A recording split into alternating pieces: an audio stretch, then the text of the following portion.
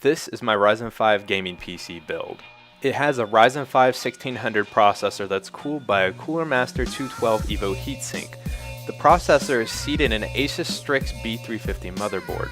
2 sticks of 8GB Kingston HyperX DDR4 RAM are also attached.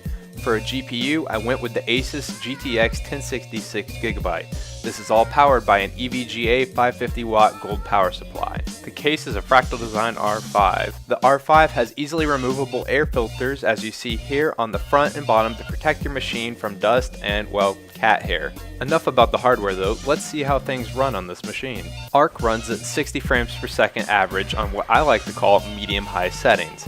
There's no slowdown or frame drops when entering dense forests, caves, or large bases. PlayerUnknown's Battlegrounds on medium nets us a nice and steady 60 frames per second, even in the notoriously intense lobby. It also works nicely in firefights when you're being saved by a pan.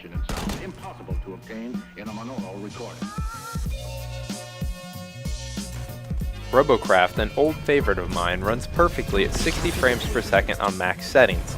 There's no slowdown when destroying opposing bots or losing parts of your own craft. You can rate it to steal energy.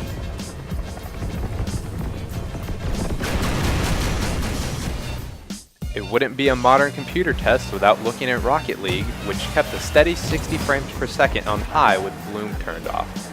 Just ignore how awful I am at this game though.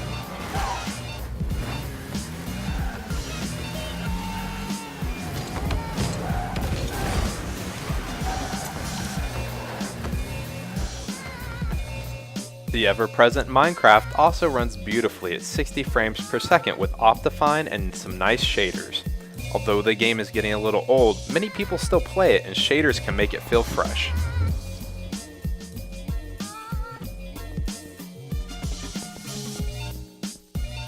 Finally, we have Fallout 4, which, like all the other games, runs at 60 frames per second on maximum settings.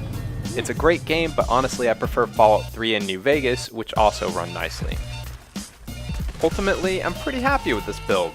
This is what I'll be using for all of my future videos. If you have another game you'd like me to test, just leave a comment below. Until next time, see ya!